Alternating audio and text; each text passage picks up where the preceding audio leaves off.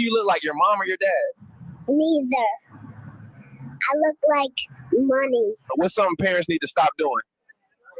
Don't keep passing me to everybody at the party. I don't know them damn people. What's a red flag you had to deal with? My mama put her cable bill in my name. I don't even know my ABCs yet. What's a red flag in your parents? They had the nerve to have me and be broke. I'm talking straight bums. What's a violation you still mad about? They hit me with hella shots and didn't even ask me first. They violated my civil rights. What's a parenting red flag you already peeped? They got oxtails on their plate and got me drinking Similac. That's out of pocket. Who you beefing with right now? My cousin Kalo took my fruit snacks, lied about it, now we not cool. So what's day one out the womb feel like? Don't ask me that. Don't do that. I'm still processing. What's a red flag you noticed early? They call me stinker butt, but it really be they booty stinking. Don't project. What's a parenting red flag you'd report? Letting the iPad die mid-video. What's one thing you're not rocking with right now? Tummy time is a setup. I'm fighting for my damn life. What's something they do that's mad disrespectful? Acting like I don't smell myself. Change me, bro. Good evening, everybody. Welcome to the following program. I am your host, Joe Nierman, a.k.a. Good Lawgic. I hope you all had a phenomenal weekend. Mine was pretty smashing. Not going to kid you, thank God. With one small caveat that I probably should warn you all about. So on Friday, we have like, I don't like steps that are like 2 inches. Okay, I'm walking along, all of a sudden I'm like 2 inches down. I don't like that, and apparently my back doesn't like it either, because I stepped on something like that like on Friday, and the whole weekend it's like I don't feel anything at all. Totally fine, and then I'll just like move in a direction, and it'll be like I'm stabbed in the back. Like it's like and I never know when it's gonna come. So I'm pretty good about like not screaming in pain, even when it's pretty serious levels of pain. So it's very unlikely you'll hear me audibly just start screaming. It's it's not on the list of things that are likely to happen during the course of the show. But if all of a sudden you see me just sort of pause and just that's probably stabbing back pain that I'm dealing with, because let's face it, I'm not exactly 24 anymore. So there you go. That comes. Yeah. Although honestly, when I was 20, I had lower back pain also. So, and that went away for like quite some time. I remember I was playing ball one time, and I just sort of like jerked this way and then that way, and then all of a sudden I was just on my knees and I couldn't move. I was like, yeah, same kind of spot, I think, maybe a little lower. I don't remember. It's been a minute. Anyway, 3 main topics that I plan on covering tonight. Number 1, out of the gate, definitely want to talk with you all about Trump federalizing DC, taking control of the Metro Police Department and saying, "You're mine," and taking that over. So I want to go through the law behind that, which justifies his takeover, which seems to be relatively undisputed that he has that authority. So I want to look with you at the law that gives him that authority, and then I have a whole bunch of questions that I really want to discuss with you, because I think this is a very interesting topic. I know that, and I'm going to basically be putting to you for you to weigh in as to whether this is actually really a good thing or not, because, you know, most of us in general, we're not big fans of the whole federalization of things, more local power. And here's an incident where all of a sudden the federal government is taking control of a police department. Perhaps it's different. We'll talk about that. The other thing I want, and the reaction from the left is, and the histrionics is what you would expect. And we're going to break that down a little bit. I also want to talk with you about what's going on with Letitia James and the levels of hot water that seem to be percolating all around that poor woman. Oh, my heart breaks. My heart weeps for Letitia James. Oh, poor Letitia. Poor Letitia.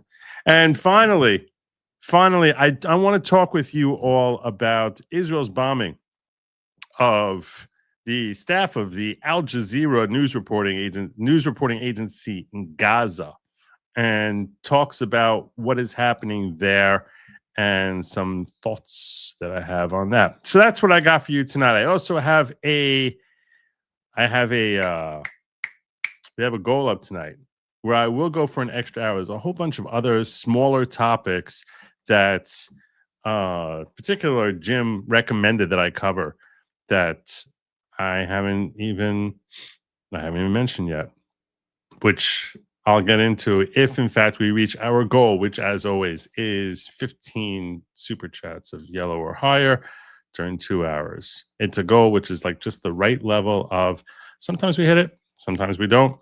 Either way, I'm good with you. Anyway, that's our show. That's what we got going on tonight. So stick around, settle in, get your popcorn, feel comfy and cozy, because we got a ways to go. We got a ways to go. One of those topics is probably going to be Jasmine Crockett, by the way, which I think everyone just loves. Everyone loves talking about Jasmine Crockett. All right, where should we start first? I guess we should probably start with what's going on in, let's go with DC. Let's go with DC. I think that's a good place to start. So let's get the overview of the story, and specifically the law that's behind Trump's federalization. In case you missed it today, Trump federalized. This is true. Not that I'm like crazy tall. I'm actually like, I'm like 5'10" and a half. So just a hair under 5'11". So I don't think of that as being crazy tall. I actually think of it as being ridiculously average. But it's not short, but I don't think myself as being tall. But yeah.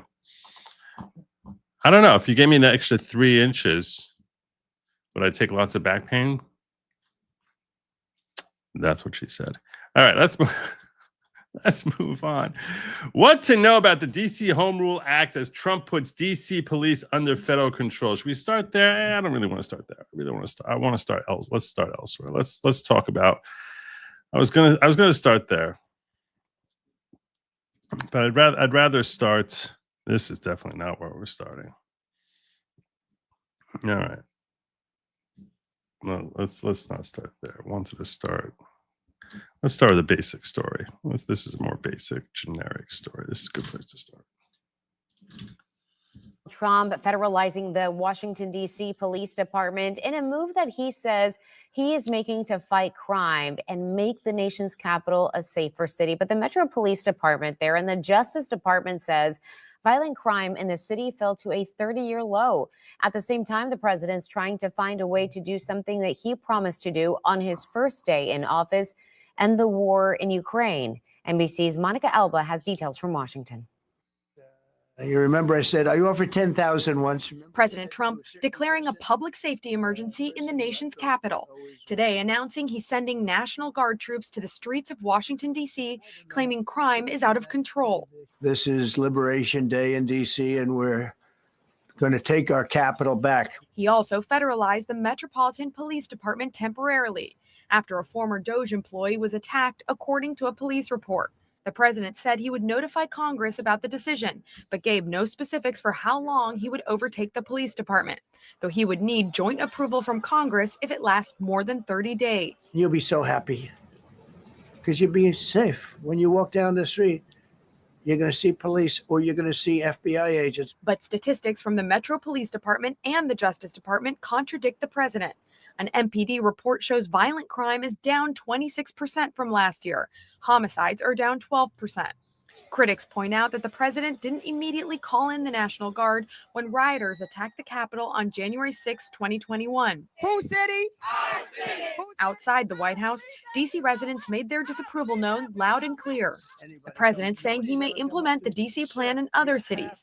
The mayor of Baltimore firing back, calling today's announcement a distraction and writing Trump should be focused on, quote, the roller coaster of the economy thanks to the president's policies. As the president seeks to Roller coaster economy? I'm not sure in what way it's a roller coaster economy. fight crime in Washington, the White House is also preparing for his meeting with Russian President Vladimir Putin Friday, standing firm that Ukraine and Russia may need to swap territory to come to a peace agreement. I mean, he talked about that during his. Oh, we're going to cover that. Russia's occupied a big portion of Ukraine. They've occupied some very prime territory. We're going to try and get some of that territory back for Ukraine. Though Ukrainian President Zelensky insists he will not cede his country's land. President Trump says President Zelensky was. See, this is so frustrating about Zelensky. It's so frustrating. It's really nice to be negotiating with other people's money. Like, that's what he's doing. He's negotiating with other people's money. It's not your money. It's not your support. You're not the one paying for this war. It's like, if you want to tell me that you're not giving up any land no matter what, and you want to draw that line in the sand, that's you know, I can have respect for that. I can have respect for that. But you got to be paying your own way. You got to be like, you know, at least cover your own bills. Not say I'm not ceding an inch of land and you're going to pay for it.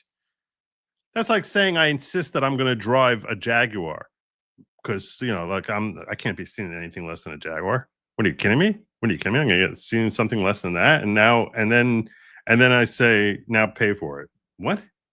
No. That's just not the way life works.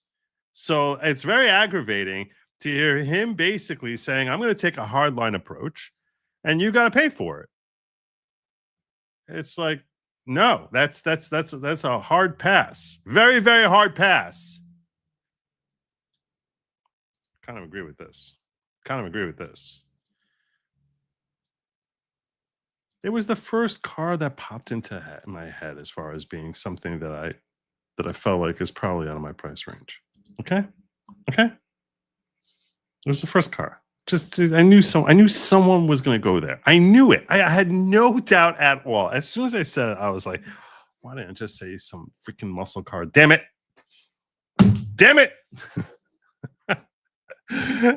I knew it was going to go there.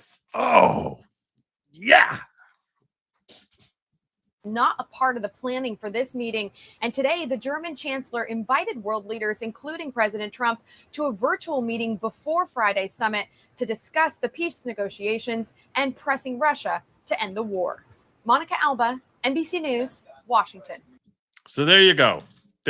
So that's the overall story. That's the overall overarching thing. He's federalizing the police before he get in DC, before he heads on out to negotiate and try and heal Eastern Europe.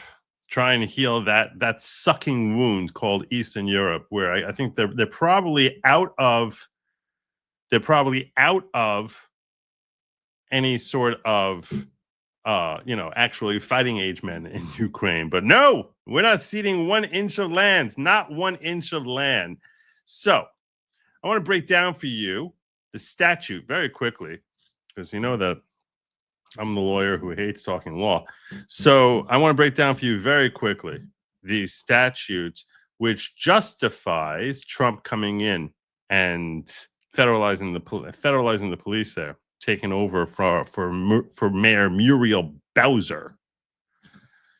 Section 740. A, notwithstanding any other provisions of law. This is regarding the emergency control of police. This is the statute from 1973. What was it called again? District of Columbia Home Rule Act. That's what I was looking for. Yeah. You see, I knew I was going to lose it. Dang it. Section 740. 40. All right, here we go. That's why I didn't want to go look. Notwithstanding any other provision of law, whenever the President of the United States determines that special conditions of an emergency nature exist, which require the use of the Metropolitan Police Force for federal purposes, he may direct the mayor to provide him, and the mayor shall provide such services to the Metropolitan Police Force as the President may deem necessary and appropriate. In no case, however, shall such services made available pursuant to any such direction under this subsection extend for a period in excess of 48 hours unless the President has, prior to the expiration of such period, notified the chairman and ranking minority members of the committees on the District of Columbia and the Senate of the House of Representatives in writing as the reason for such direction and the period of time during which the need for such services is likely to continue. Subject to the provisions of the subsection C, this section, such services, so it will extend beyond 48 hours if, in fact, he provides that notice, which we should anticipate he will. Subject to the provisions of subsection C of this section, such services made available in accordance with the subsection A of this section shall terminate upon the end of such emergency. So when the emergency ends, or the expiration of a period of 30 days following the day in which such services are first made available, or the enactment into law of a joint resolution by the Congress provided for such termination. So Congress says, get rid of it. He has to, whichever first occurs. So it would seem, assuming Congress is not going to thwart his will, which they're unlikely to, considering that Republicans hold a majority. So we're looking at 30 days, unless Congress steps in and says we're going to extend it. Notwithstanding the foregoing provisions of this section, in any case in which such services are made available in accordance with the provisions of subsection A of this section during any period of the German Congress sine die, such services shall terminate upon the end of the emergency, the expiration of the 30-day period following the date on which Congress first convenes following such adjournment, or the enactment into law of a joint resolution. Okay. Seems a little repetitive, but I'm sure it's not. I'm sure I'm missing something. And except to the extent providing this subsection C of this section, no such services made available pursuant to the direction of the President, pursuant to subsection A, shall extend for any period in excess of 30 days. They're really harsh on the whole 30 days, unless the Senate and House of Representatives enact into law a joint resolution authorizing such an extension. I would think it's probably not simply a simple majority of the Senate. Probably not. But that would be an interesting thing, which would probably be up to the parliamentarian to determine whether or not this is something that requires he can get by with it with a simple majority, assuming he can get 50 senators on board. That would be an interesting question that I have not seen anyone address yet. So that is the actual section of law. But I have questions for you guys. I want to start with this premise. I understand that all these Democrat-run cities suck. I understand they all turn into war zones and they have terrible policies. But at the same time, we are of the mindset that's local jurisdiction, that governance works best when it's the more localized it is. So my question is, are you guys cool with the idea of Trump federalizing DC? He also is obviously talking about federalizing Baltimore, which I don't know which statute he's going to be relying on to do that. But yeah, over the objection of the mayor of Baltimore, I don't know. Now, if the mayor of Baltimore invites the National Guard in, that would change things.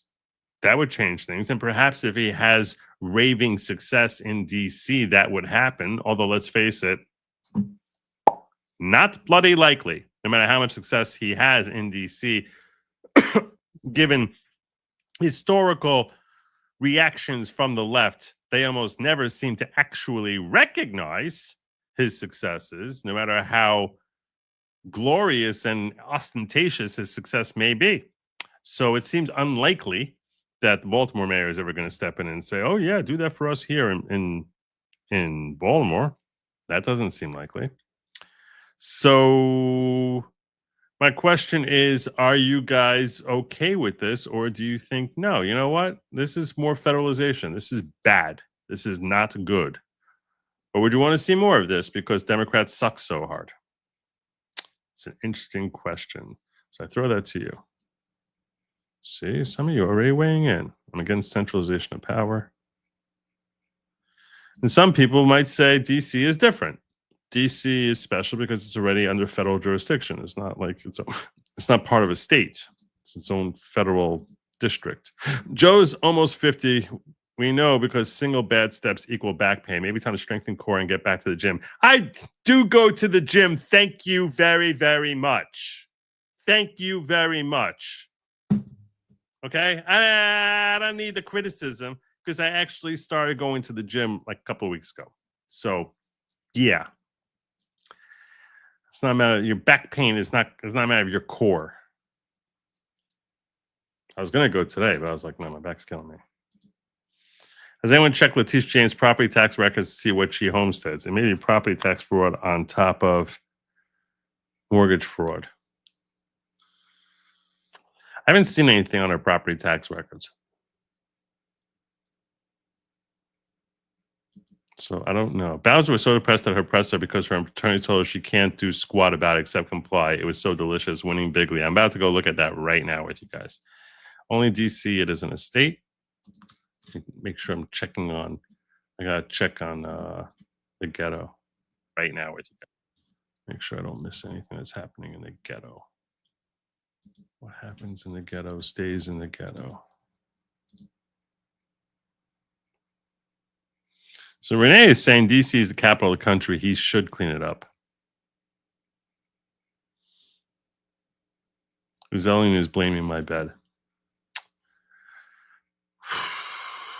Well, you know, I'm on the road here. Back home, I have a bed which is so good. I struggle to ever get out of it.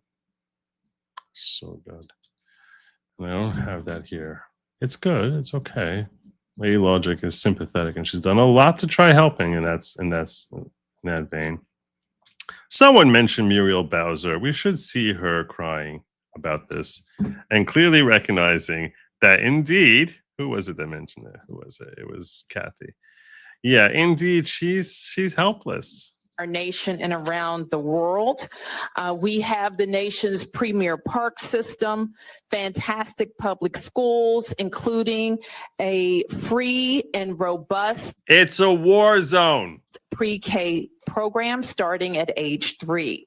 We have a tremendous public transportation system, and we have hardworking people here who are raising families. Of course you have hardworking people there. They live in a war zone. Starting businesses and hiring workers. So it's very important to me that for all who live here and visit here, just know how beautiful our city is and how proud we are of all. It's a shame that you let it go to crap.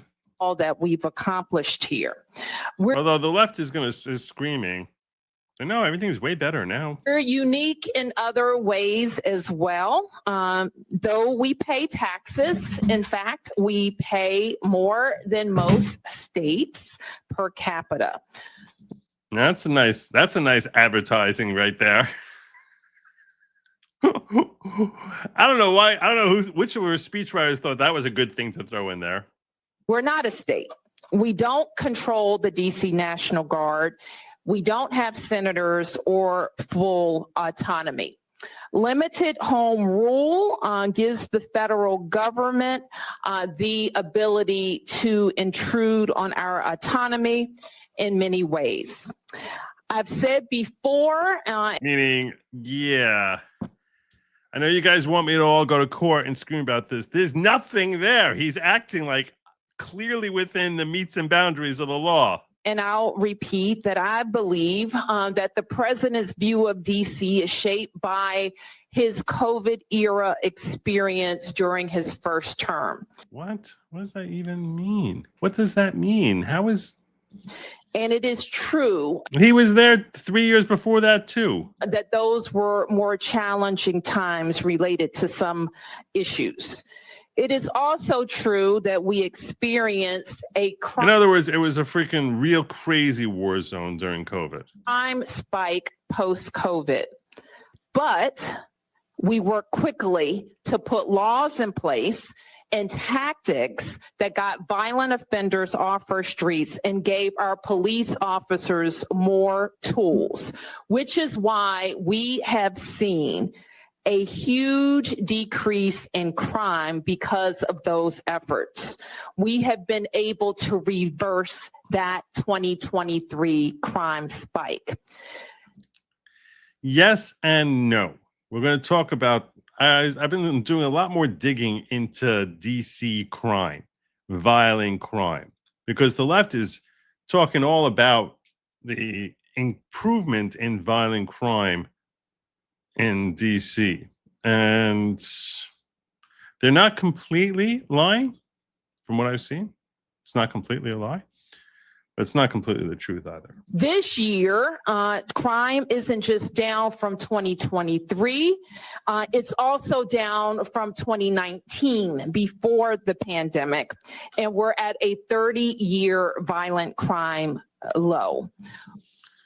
Now that's a very proud statement to make. We're at 30-year violent crime low, which according to ChatGPT is accurate, that they are at a 30-year low. But their murder rate is still unusually high. So we're not does that satisfied. We haven't taken our foot off the gas, and we continue to look for ways to make our city safer. We know, however, as most have heard from the president's press conference, that he has prerogatives in D.C.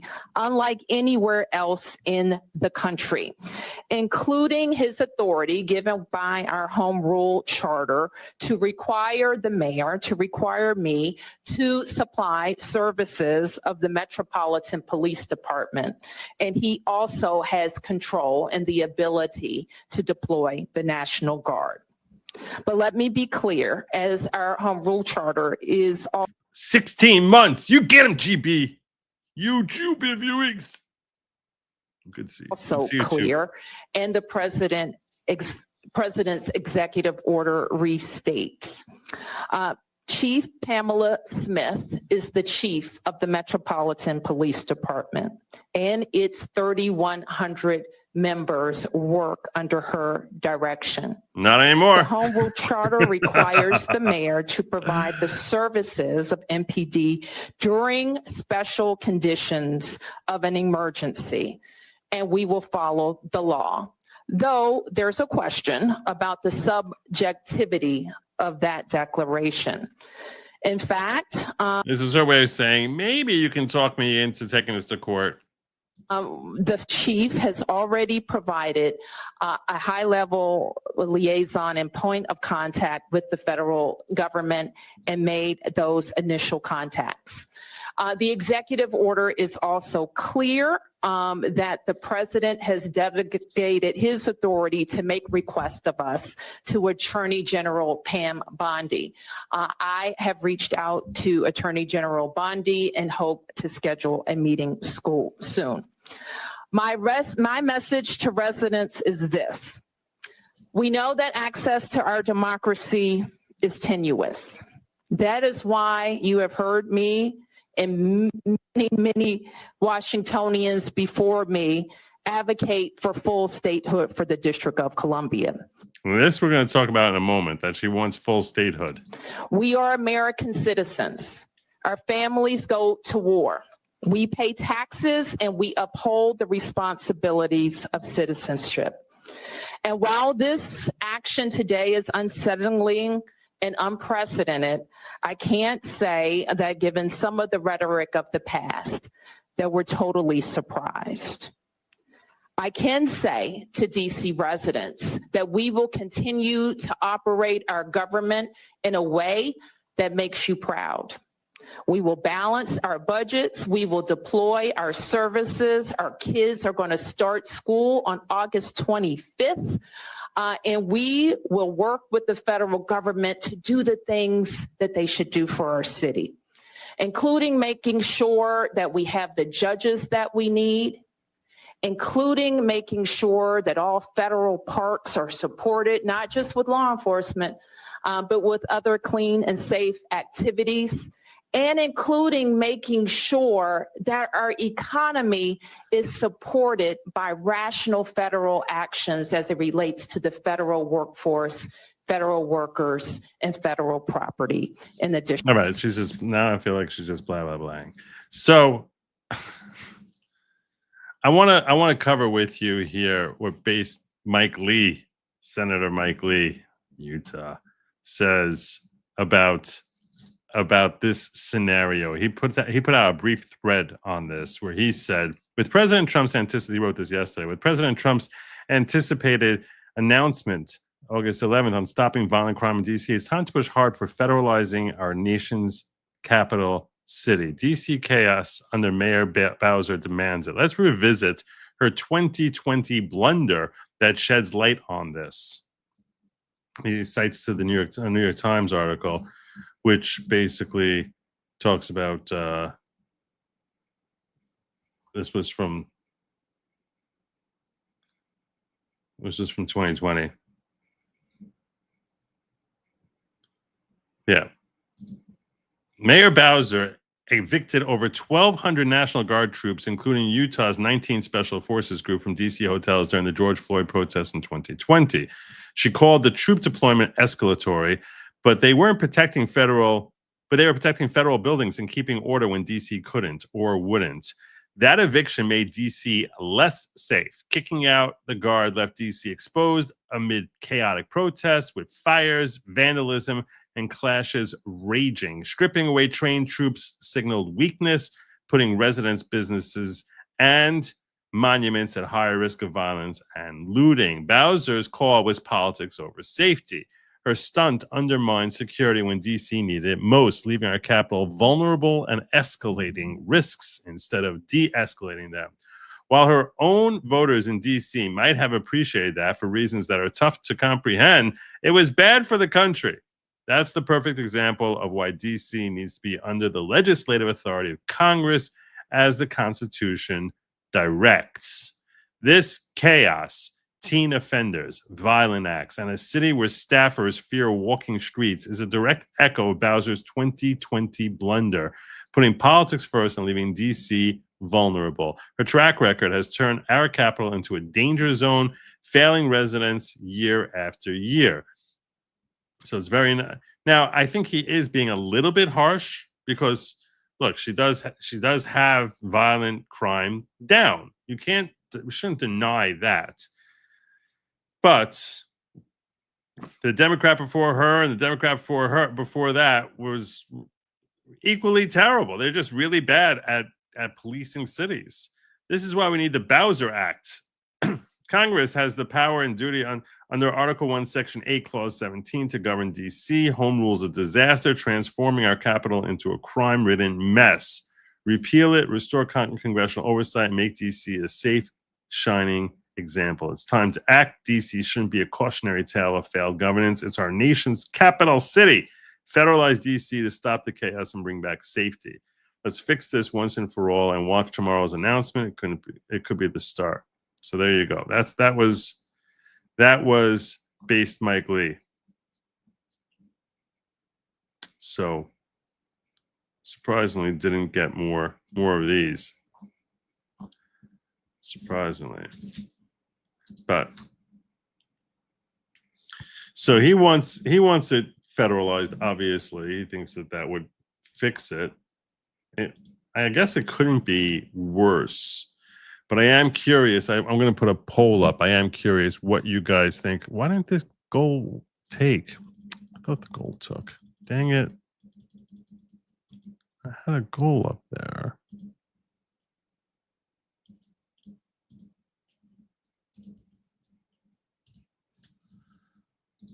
I thought the goal took and it didn't. So it hasn't been up there. And that was a mistake on my part. I thought the goal took. That stinks. I was wondering what was going on.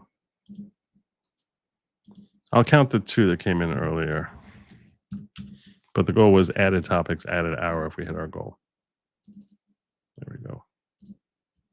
So we're only gonna need 13. We'll be good. All right, actually 12 because J.H. Schwalbeck and did 2 of them. Mira Bowser has to please her base, so she's just like a lover. She's gonna be yelling, "Don't stop! Don't stop!" And behind the scene, she's yelling, "Don't stop!" That's true. The statistics, you think they mind added police? Like it's going to only help her numbers overall, right?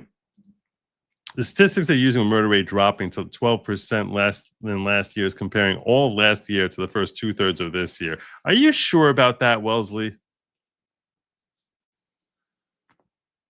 Are you sure? Hocko's destroying a home rule, but that's okay. I want to check that out. I want to check that out because I wondered about that. Where did I have chat? Let me find it here.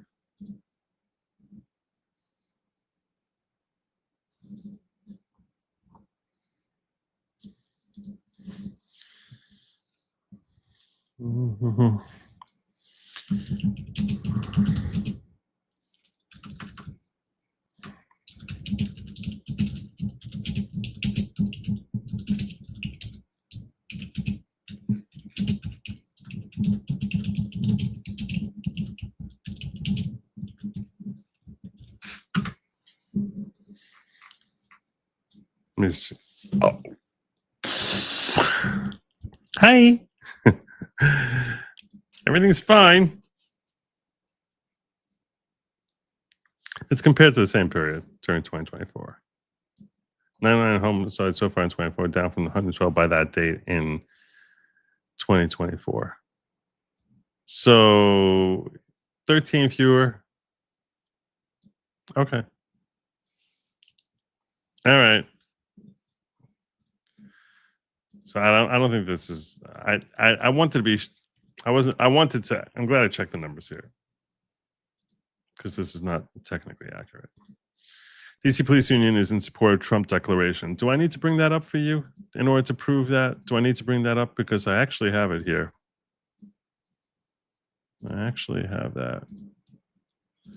It was one of the links I got here. Here it is.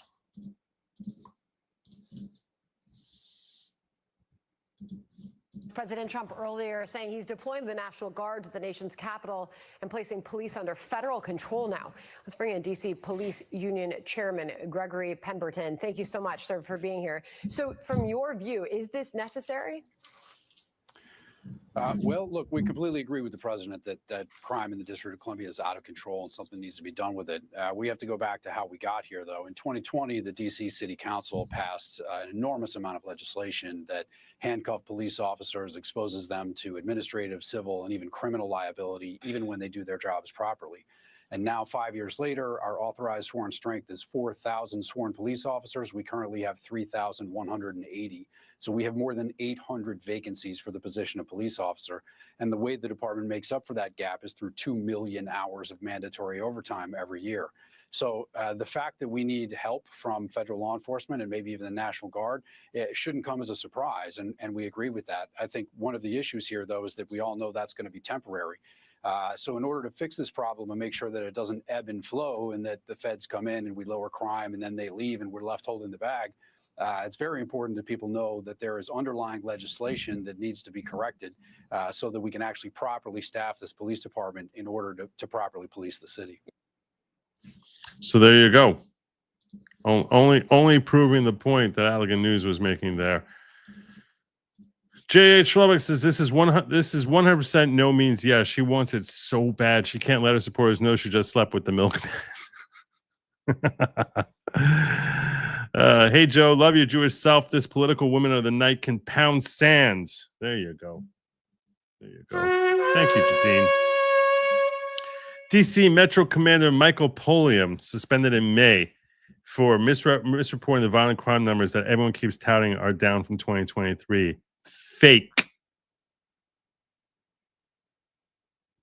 That's why? That's why? Are you sure? Are you sure? I'm going to have to check that out now. I'm gonna have to check that out.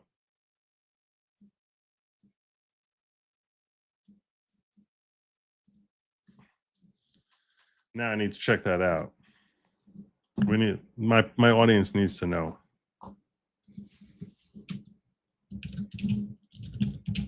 If we can trust ChatGPT, which I sometimes do. But if you actually saw how they make me nuts over making a freaking thumbnail, I'm like, I can't trust them completely.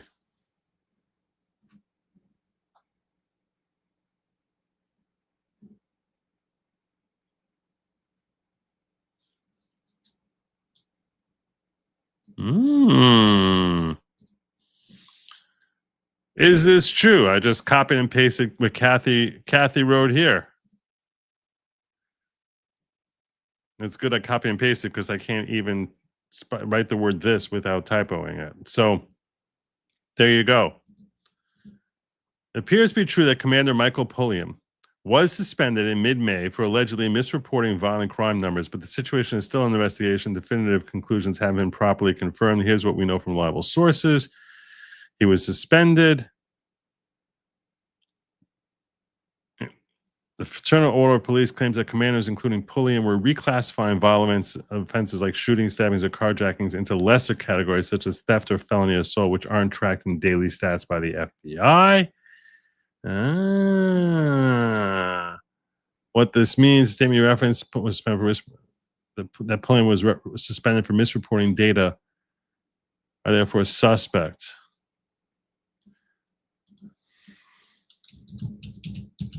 Why does anybody actually believe that numbers have gone down?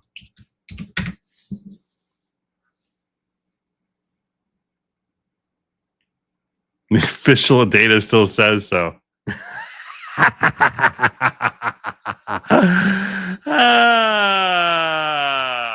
Fake news. Fake news.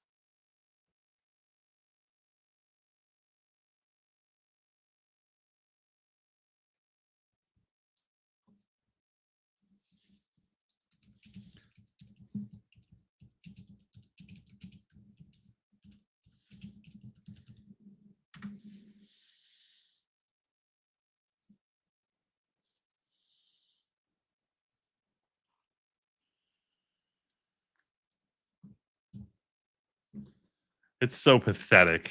Democrats are so bad. They're so bad. Yeah, we suck at actually running a city, so we're just going to lie about how bad things are. So bad. See, this is why we have these conversations. So we get to the bottom of it. Get to the bottom of things. Thank you so much, Kathy. I appreciate you. You cannot trust any of the data out of DC Police Department. Youth crime is not reported in the same way. Cops are afraid to arrest people because they think they're going to get in trouble more than the criminals. That's what we were just talking about. That's what the union chief was just talking about, JH, about how, you know, all the regulations they have. Makes sense. Check your DM proof. Check my DM proof. My DM proof. Oh, my job for 9? I don't see anything from you. Oh, there it is. Just came.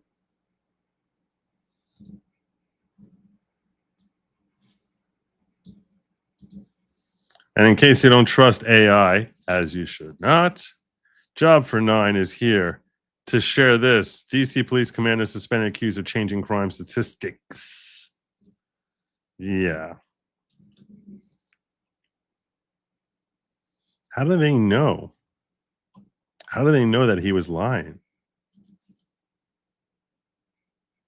When our members respond to the scene of a felony offense where there's victim reporting that a felony occurred, inevitably there will be a lieutenant or captain who will show up on the scene, direct those members to take a report for a lesser offense. Fraternal Order of Police Chairman Greg Pemberton said. So instead of taking a report for a shooting or a stabbing or a carjacking, they will order that the officer take a report for theft of or an injured person to the hospital, or felony assault, which is not the same type of classification.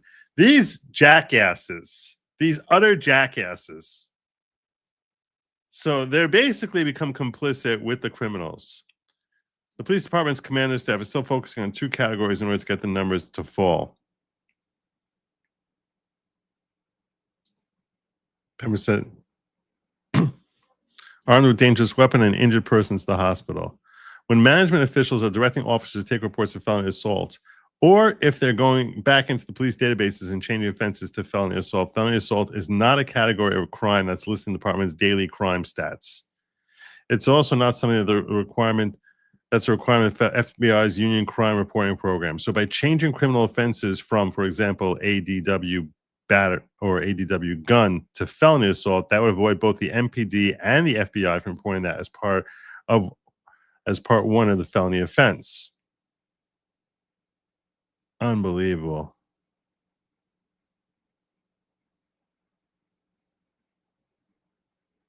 So crime isn't down. That's basically it. That's preposterous. Pemberton said there's absolutely no way crime could be down 28% last year. They suggested it went down 34%.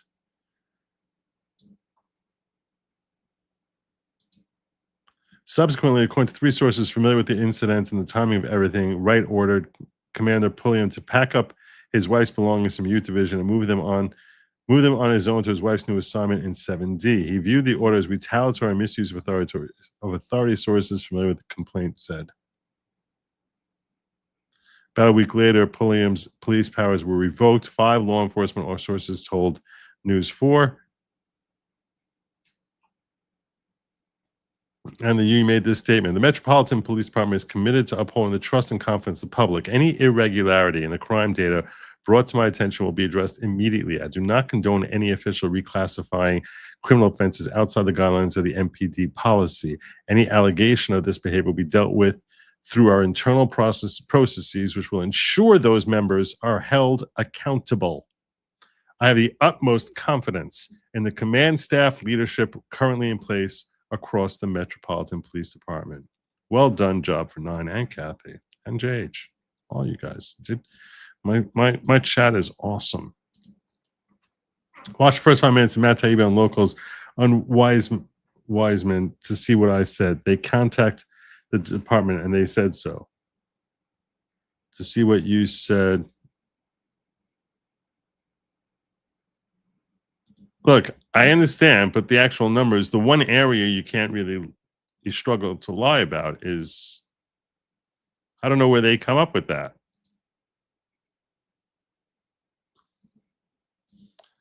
Tell me to check Locals to see that. Wellesley's like, don't make me look bad, Joe. Joe, you make me look bad. Don't make me look bad. I got receipts. I got receipts. I don't see. Maybe if I refresh. I'll see what you shared. That's possible. I don't see it in Locals.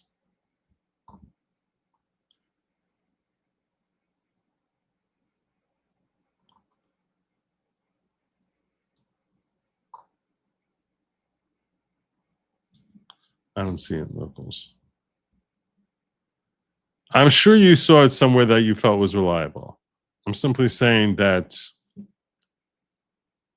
somewhere along the way, where the information I have, when it's 99 during the same period as opposed to 112, is for the same period of time. So for now, I got to go with that being accurate. I'm not passing judgment, bro. You missed my first super chat. I didn't. No, I didn't. I pulled it up. I might not have read it out loud, but I didn't. I definitely pulled it up. Schiff authorizing leaking per cache. I tagged you in 3 posts on X.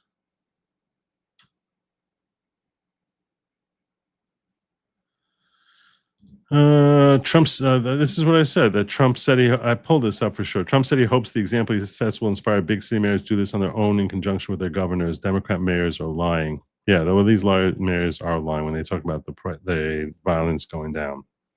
So this is breaking right now.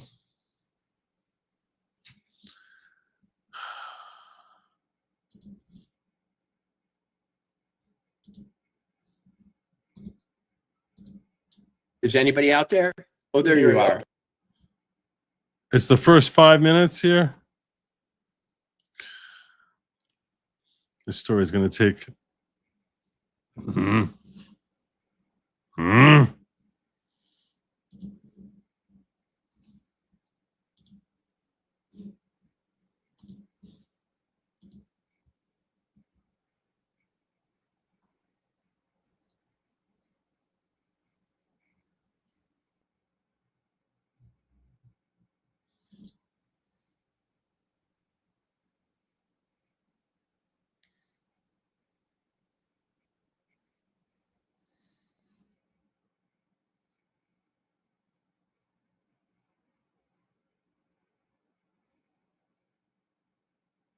All right, I'm going to pull this up real quick because I managed to quickly scan what Wellesley shared with me here.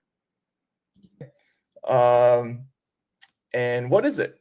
I don't the hoopla about Trump's press conference by putting out a little press release that's entitled 2025 year-to-date crime comparison.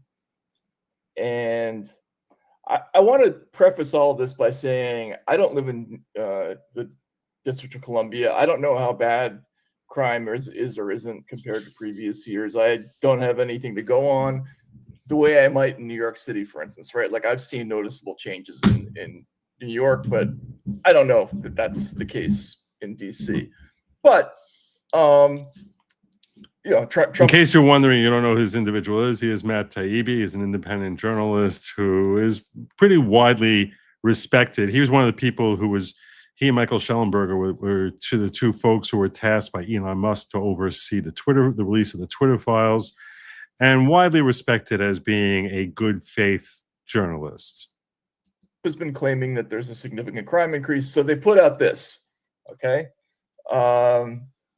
And what is it? It's a year-to-date crime comparison, and you'll see, for instance, the top line: 2024, 112 homicides; 2025, 99 homicides; sex abuse, 110 incidents; 2025, 55 of those incidents. And you see these percentage changes. They're all in the negative. Crime's going down.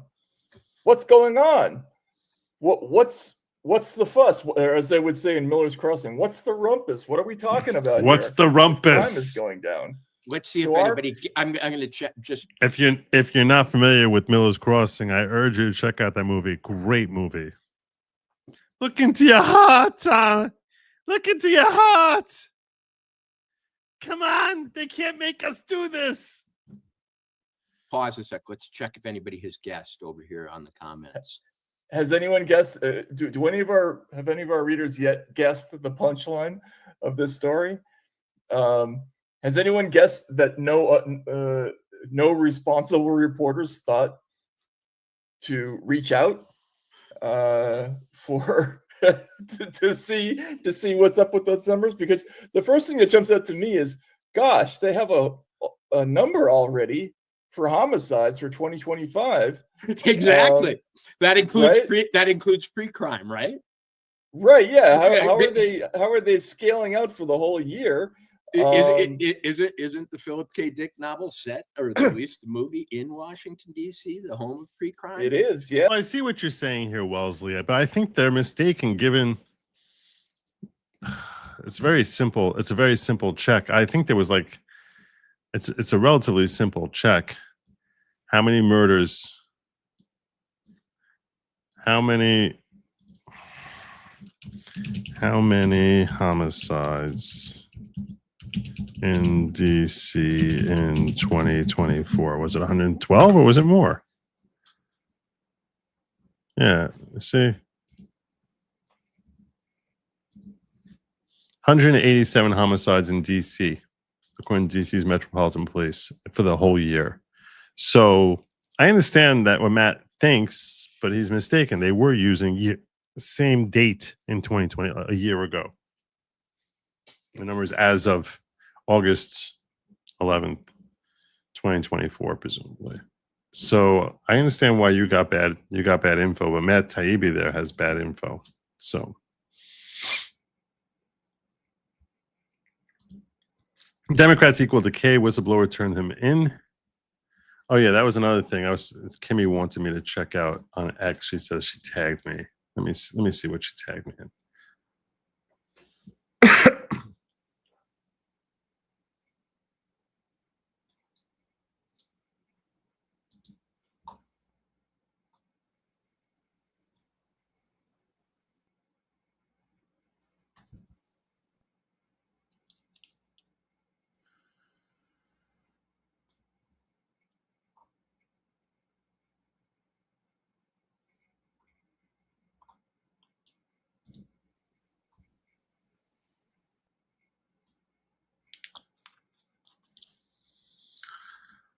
Wow.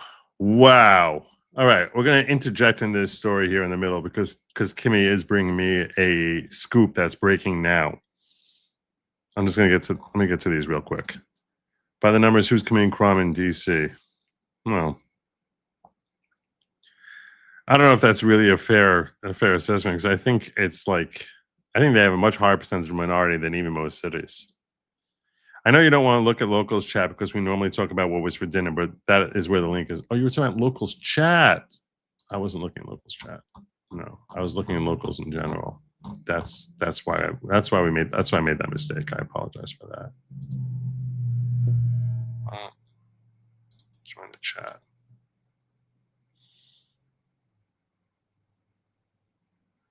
There it is.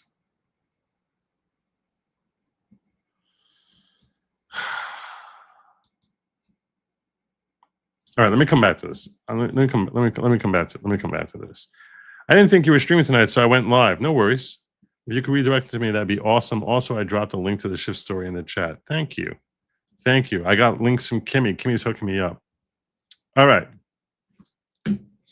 So what Kimmy shared with me was this.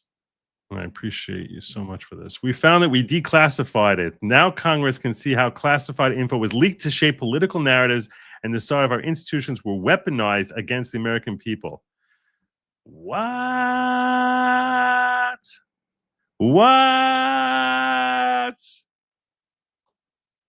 Democrat whistleblower told FBI that Schiff okayed leaking classified intel to hurt Trump. FBI Director Kash Patel releases bombshell documents in Congress showing how agents traced classified leaks to sources, but DOJ did not act. Wow. A career intelligence officer who worked with Democrats on the House Intelligence Committee for more than a decade repeatedly warned the FBI beginning in 2017 that then Representative Adam Schiff had approved leaking classified information to smear then President Donald Trump over the now debunked Russiagate scandal. According to bombshell FBI memos. Wow. The FBI 302 interview reports obtained by Justin News state, I feel like as if I have to make a whole show about this, that the intelligence staffer, a Democrat by party affiliation, who described himself as a friend to both Schiff, now California Senator, and former Republican House Intelligence Chairman Devin Nunes, considered the classified leaking to be unethical, illegal, and treasonous, but was told not to worry about it because Schiff believed he would be spared prosecution on the Constitution's speech and debate clause.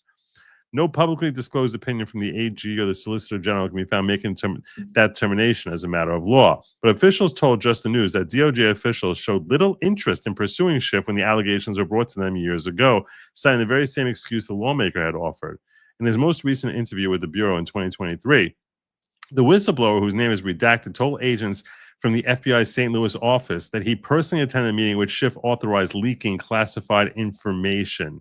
Quote, when working in this capacity, blank was called to an all-staff meeting by Schiff, the interview report said. In this meeting, Schiff stated the group would leak classified information which was derogatory to President of the United States, Donald J. Trump. Schiff stated the information would be used to indict President Trump.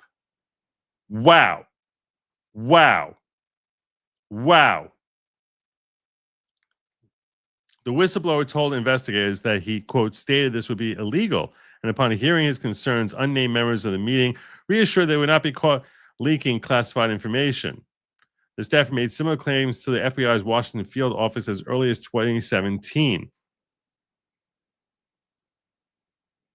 This does feel like treason. This really feels like treason.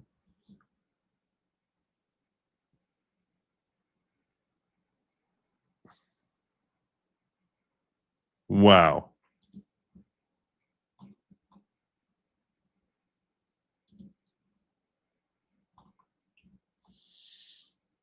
Adam Schiff believed he would have been director of the CIA had Clinton won in 2016.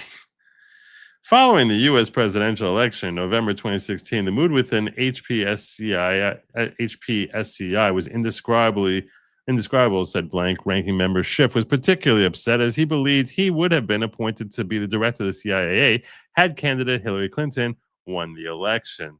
Such a bastard. Let's hear from unravel.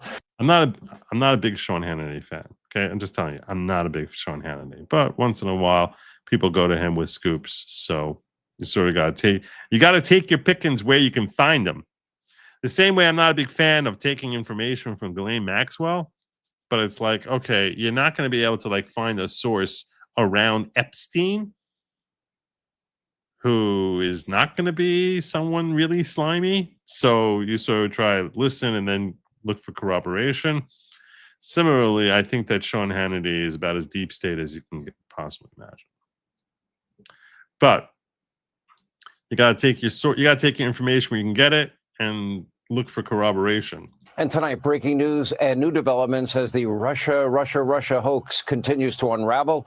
According to our friend John Solomon, and a new report tonight just out, and he will join us in just a moment, a Democrat whistleblower repeatedly was warning the FBI beginning in 2017 that the congenital liar, Adam Schiff, had authorized leaking classified information to smear President Trump, which, by the way, could be a violation of the Espionage Act. Here with more on this breaking report, the editor-in-chief, founder, chief investigative reporter, justthenews.com, John Solomon. This is a big story, and this is a Democratic whistleblower, and there might be other Democrats implicated as well, like Kinzinger. Yeah, well, one of the guys that's in here, who's technically a Republican, but he's like the personification of Republican in name only. Is Eric Swalwell. Now, that is secondhand information from the whistleblower, but the whistleblower actually attended a meeting with Adam Schiff when he was ranking member. Yeah. I stand corrected. It was they both hate Trump, so I kind of mix them up.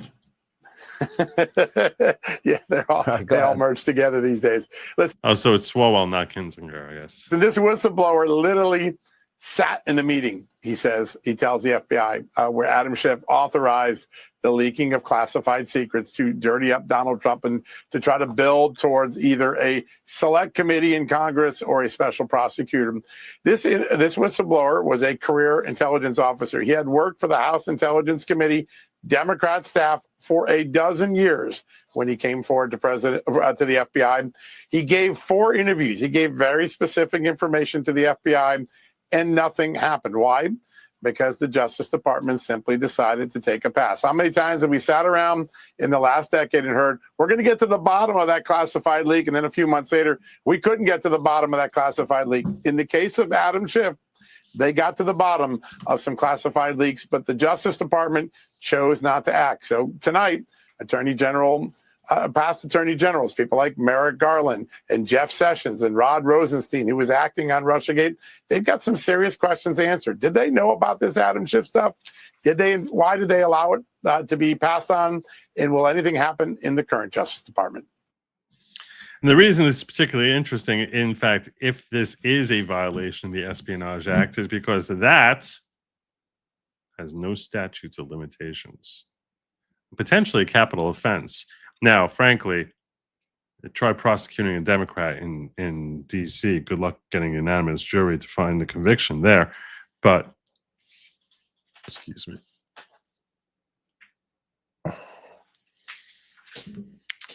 But it's clearly a story which we should anticipate will be developing with far greater information. And I appreciate Kimmy just calling this to my attention. Thank you very, very much, Kimmy. You're awesome. And if you want to support Kimmy as she's fighting back from cancer and kicking its ass, basically showing all people who get such a terrible diagnosis how to kick cancer's ass, I urge you to please make sure that you visit GiveSendGo /Kimmy Guy. I'll put a link in the description. Oh, that's the spot right there. Sorry about that. That was just a back moment right there. All right. I want to get back into this story with Trump federalizing. I'm almost done with that, but we were talking about the idea.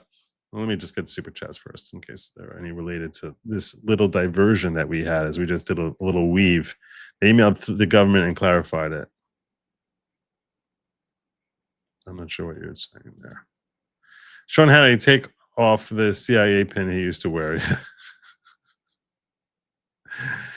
Worried that any Sherry Lawless member for 19 months. We gotta give you the horn for that.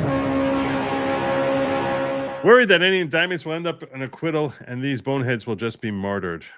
As you should be. You should be. It's a dangerous game. This is the problem, is that they're operating in a sphere that they can feel very confident you're not going to be able to stock a jury with, like, people who are going to be anything other than completely biased. This is why it'd be wonderful if we could ever collapse DC federal court into like becoming part of like, the Fourth Circuit, and then actually get, fair juries. Not to mention how terrible the circuit court judges are, as well as the district court the district judges. God, that's where Boasberg is situated. So, yeah, you should be concerned. I have concerns also. That no matter what kind of evidence you put forward, you're going to basically be a dead man walking.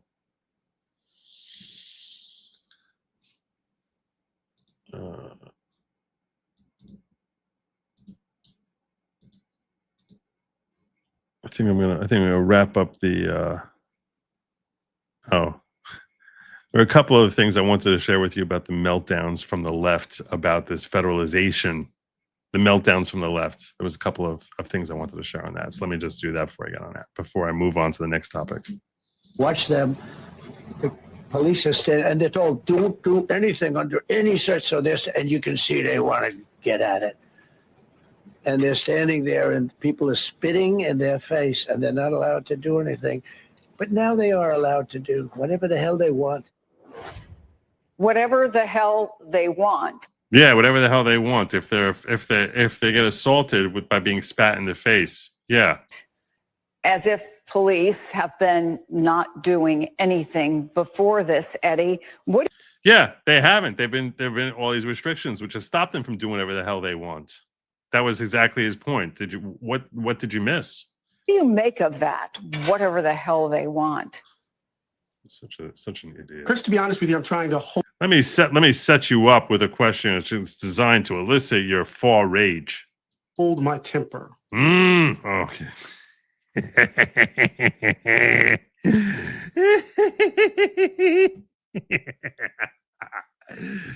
Let me just pretend that I'm genuinely really angry. You gotta hear that again. That was funny. Let me just pretend I'm really angry here. Make a real angry scale.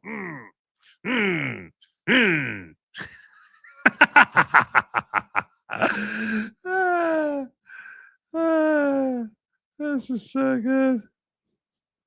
This is gonna be good. Chris, to be honest with you, I'm trying to hold my temper. I think there's an ongoing argument that he's having in his head with Black Lives Matter. Oh, that's what's happening here. Is that what's happening here? There's an ongoing argument that he's having with the questions around criminal justice reform and police reform. Which sucked and were stupid and were predictably going to be a failure. It's interesting that he really doesn't really care about what's actually happening in D.C. No, that's you have no evidence of that. On a certain level, because he's not trying to get at the underlying root causes. What does that even mean? You've been trying to get the underlying root causes for 30 years, 50 years, trying to get the underlying root causes, jackass. He's not looking at examples of how to address rising crime rates. Yeah, he is looking at examples. He's looking at what happened to Big Balls and saying that shouldn't happen. that doesn't require a form of policing that leads to increased incarcerality and the like. Oh, yeah, because your method has really worked wonders. So many wonders that the police actually had to lie to try and cover up just how bad and dangerous and what a freaking war zone your city is. Let's look at what's going on in Baltimore. Let's look at what's happening actually in places like Baltimore and Chicago, right? So part of what we have to do is to understand, and Oakland, we have to understand this, Chris, within the context of Donald Trump's racial politics. You see, here we go. He's a racist. He's a racist. He's a racist. No, he's a bigger racist. No, he's KKK. He's Proud Boys. He's a 3%er. Shut up. And within the context of his effort to get Epstein off the front pages. Oh, yeah, of course. Let's go back to Epstein. The Epstein isn't on the front pages. Sorry that you know this. In case you're unaware, it's not on the front pages. You can try milking that cow, milking and squeeze. He's trying to get Epstein. No, you want to know something? When you got Letitia James being indicted, you get Schiff being exposed. He doesn't need to try and get Epstein off the front pages. When you have the Obama scandal and the whole Russiagate hoax, he's not trying to let me figure out, how do I get Epstein off of the front page? Now, look, I'm not trying to give him a pass for what happened with Epstein. I still think there's more work to be done there. But it's not on the front pages. Idiots. I understand David's point. But when we try to treat this as a rational response, then You mean actually getting police to stop crime from happening? Okay. we lose sight of the actual politics that's being played here. The only one playing politics is you right here in this moment. That's the politics being played. You. And he's actually trying to give his base red meat to get them off of the Epstein story. So desperate. And it's on the backs of citizens in Washington, D.C. He's going to undermine the democratic process in the district. And so it's not undermining anything. The charter specifically, even Bowser recognized the charter specifically gives him this authority. So I understand what David is trying to say, but we need to be clear about what Donald Trump is doing. You don't have the first damn clue what he's doing. You never do. Let's be clear. Let's be clear about what my seeing race, my racist lens on perception of Donald Trump through those glasses, what they're seeing. I guess you need to have like neon bright glasses. It probably comes standard. The neon blue, purple glasses probably come standard when you're looking for how do I have my TDS vision glasses? They always seem to have like this shade. Never like the more simple models. No, they always have to be like this freaky color. God, everything's about race. Everything is about racism and race and blah blah blah. Here's more of this idiocy.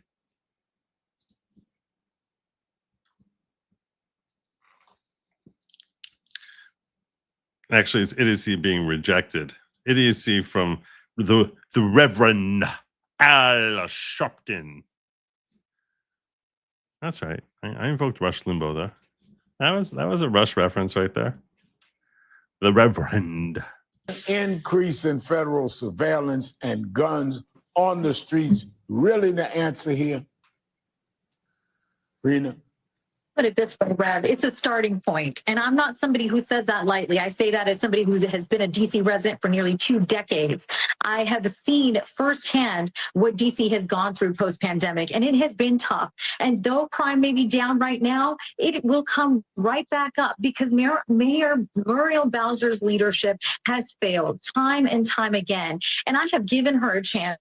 Many people across the city have given her a chance to say, you can do better for us. You can keep our communities safer from violent carjackings that have resulted in deaths on K Street, which is a business hub, death of an Uber driver simply trying to deliver food in Navy Yard. These stick out to me because these aren't isolated I don't think MSNBC was expecting this. Incidents. It's just part and parcel with what comes with raising a young family in the nation's capital like I have. Those things she all mentioned are all fine and well, but none of it speaks to how safe Washington, D.C. actually is. It is not a safe city. It is not a city that is well run because guess what? The minority seat on the council has never even been, in my recollection, for at least a decade and a half, if not more, been occupied by a member of a minority party. I'm just going to pause and tip my cap to Al Sharpton for bringing on a Republican strategist here. I never heard of Rena Shaw before, but I'm going to tip my cap to him for bringing on a Republican strategist, because that is not in the normal course of business for what we've seen from MSNBC. Talking about Republicans. So blame can be put everywhere. And I don't want to make this a partisan issue. My heart sinks when I think of the countless young people who are committing these crimes, boys as young as 14. We know there's a fatherlessness crisis, but I am saying this. The mayor needs to acknowledge that the city has failed, and she has had many chances to prove she can do better. The council has had many chances to prove they can do better. But is it the mayor's job or the president's job? A president. It was so. I meant to put a poll up, which I forgot to do. I was going to do it, and then something came up, and I didn't. But I am going to put a poll. Okay.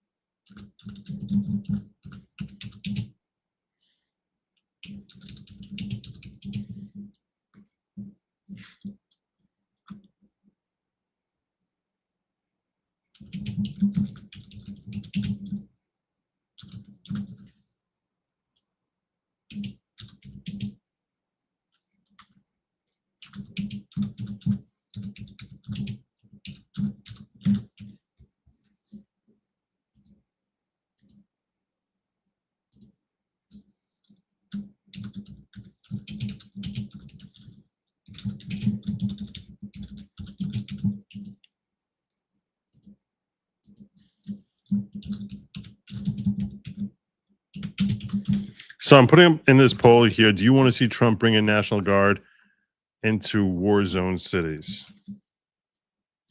And the options I'm giving you are yes, no, only if they're really bad, or only DC because it's federal.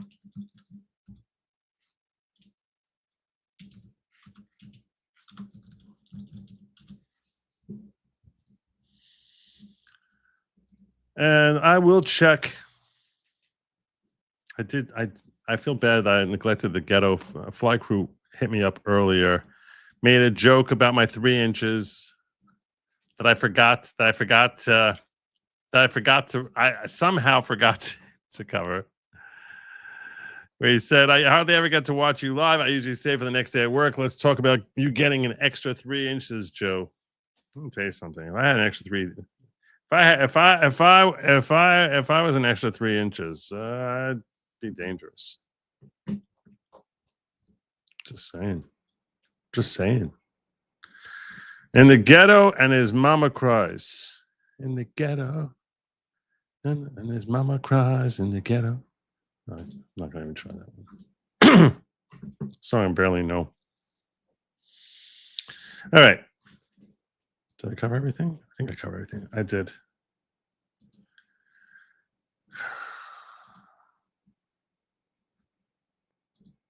Let's move on to Letitia James. Let's move on to Letitia James. Letitia James. Letitia, where are you? Oh yeah, I have my own little thing here. That was this whole set of tabs I had.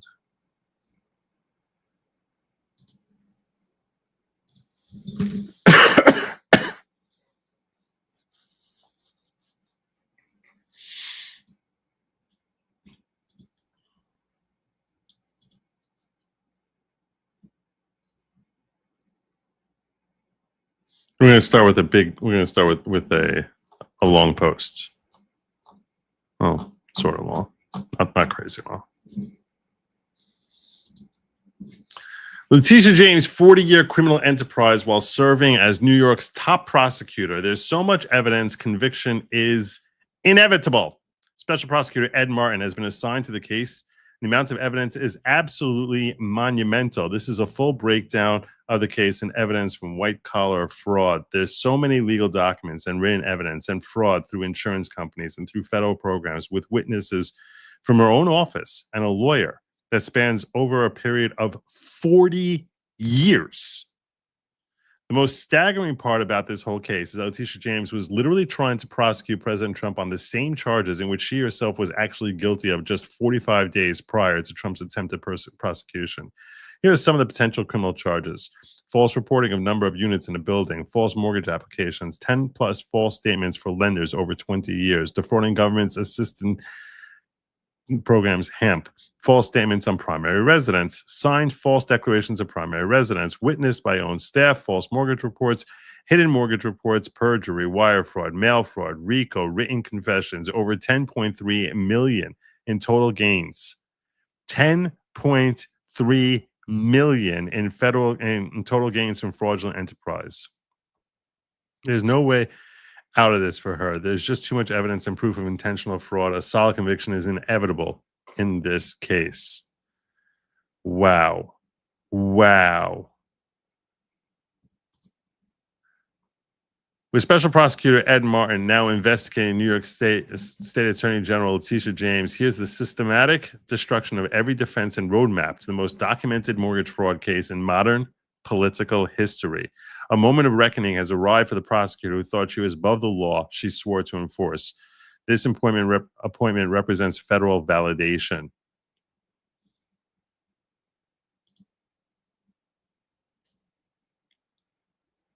Of the extensive documentary evidence we've compiled. Let's see how many pages this thing. Oh, okay, that link's not working for me. When career prosecutors and federal agencies review evidence, include it warrants a special prosecutor oversight. It confirms the serious nature of the alleged criminal conduct we've documented. This is according to white-collar fraud. Moreover, Attorney General Pam Bondi's appointment of Ed Martin as special prosecutor to investigate Letitia James represents the inevitable collision between 4 decades of systematic criminal conduct and someone who believed her position made her untouchable.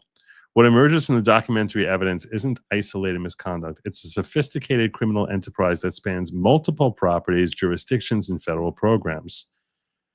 As consistent as it is damning, the pattern spans decades. At her Brooklyn property on Lafayette Avenue, James spent over 20 years systematically misrepresenting a legally documented 5-unit building as having only 4 units across more than 10 different mortgage transactions, enabling her to secure federal HAMP relief and favorable residential loan terms she wasn't entitled to receive, while systematically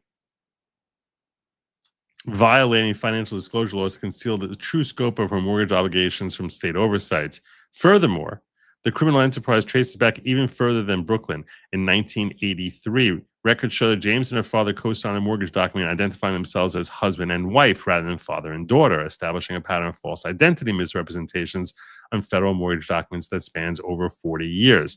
This early evidence demonstrates that James' sophisticated understanding of mortgage fraud began decades before her Brooklyn property acquisitions, making the subsequent systematic misrepresentations part of a long-established criminal methodology rather than isolated errors. In other words, it's not like she just screwed up. This is what she's done everywhere, over and over and over and over again. This has to be intentional.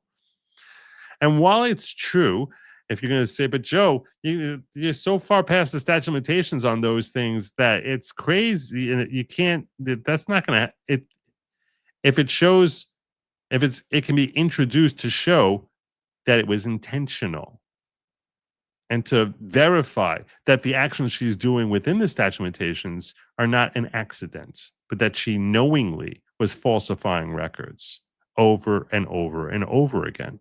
That's the significance of these 40-year-old records. Subsequently, when she expanded to Virginia, the fraud became more brazen, involving more phantom mortgages, a false sworn declaration witnessed by her own government employees, and continued systematic concealment from safe financial disclosures that created a shell game of concealed and phantom debt across all her properties. It reached its stunning climax in August 2023 when James signed a false sworn declaration just weeks before launching her Trump fraud prosecution. Throughout this 40-year scheme, James used her position as the state's top law enforcement official to shield herself from accountability across multiple properties, jurisdictions, and federal programs. So we have a Queens unit in 1983, Brooklyn from 2001 to 2023, and then Virginia 2023. Where she had New York State financial disclosure fraud, federal criminal investigation for FHFA criminal referral.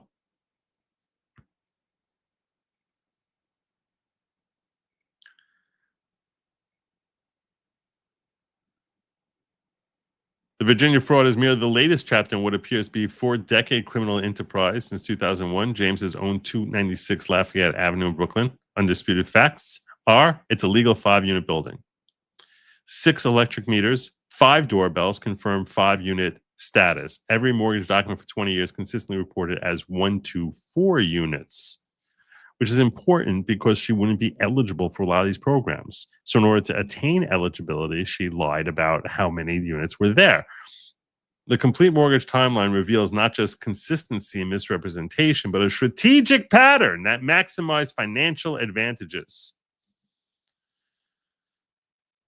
As they list them off over here, saying it's a 1 or 2 family residence, 4 family, 4 family, 4 family, 1 or 2, it's American General, 1 to 3, it's American General, 4 family to MERS. This cannot be an accident. And she's been doing this forever. 10 plus false statements across 20 years to different federal lenders, each misrepresenting the same property to obtain better residential loan terms. Then you have the federal HAMP fraud in 2011.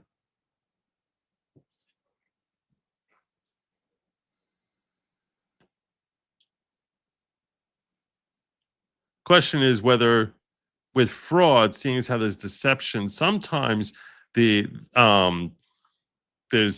statute of limitations get extended. I know I'm speaking civilly now, but it could be criminal too. That it's like until a year after you learn of it. Meaning statute of limitations for fraud typically is 6 years. I'm talking now civil. I don't want there to be confusion on this.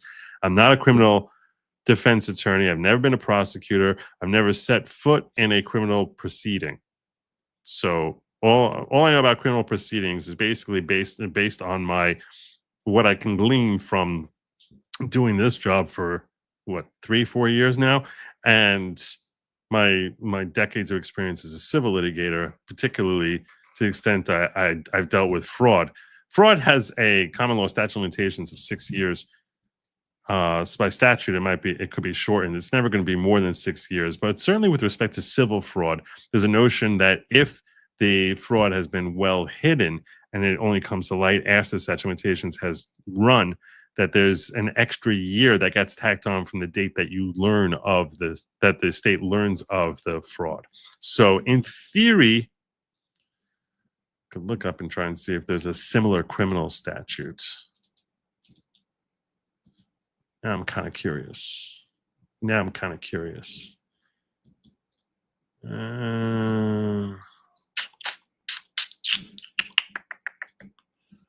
Just trying to figure out whether it's something I can find quickly or not.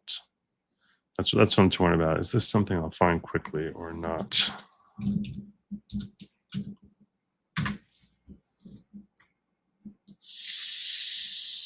This is for federal criminal.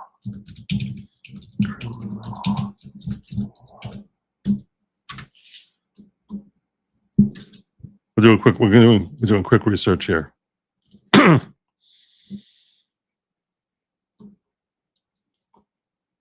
So the statutes related to federal criminal fraud.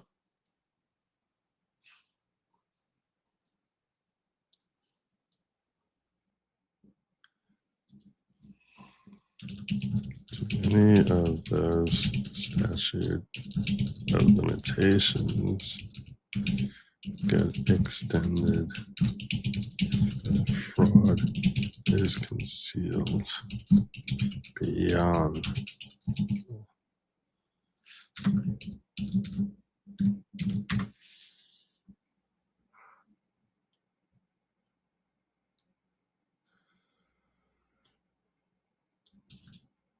most of them have 5-year statute of limitations.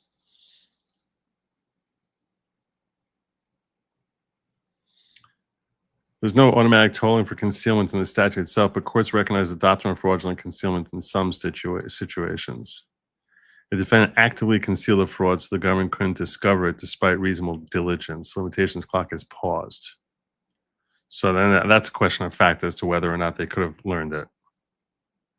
I need to have an evidentiary hearing to find out exactly how they learned of it and how it could have been learned of sooner. So this is what I mentioned, the discovery rule in civil fraud, but it's narrower in criminal law, which I thought it would be. The government must prove the defendant committed affirmative acts to conceal the crime. The concealment actually prevented discovery, and the government exercised due diligence but still couldn't uncover it. So it likely would not end up playing in here. So basically, the fraud we should be looking at is anything that happened in the last 5 years. So go back to 2020.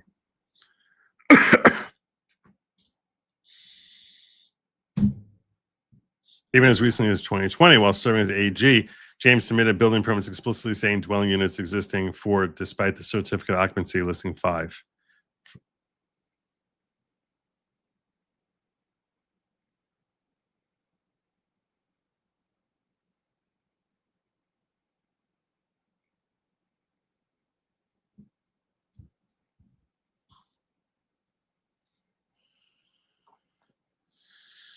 So, yeah, this is a pattern that she's been engaging in for her entire career because, surprise, surprise, she's crooked. Let's hear Michael Cohen weighing in on this. You want to hear from Michael Cohen? Michael Cohen's got thoughts on what's happening here.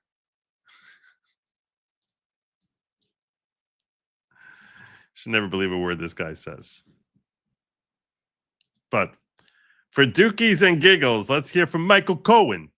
Look at what he's doing right now, for example, with Tish James. Look at what he's doing with Adam Schiff. And I'm going to make another bold prediction here on a lot of predictions at 8 o'clock in the morning. There's a lot of predictions. Here, take these notes because, mark my words, politically, they're both doomed.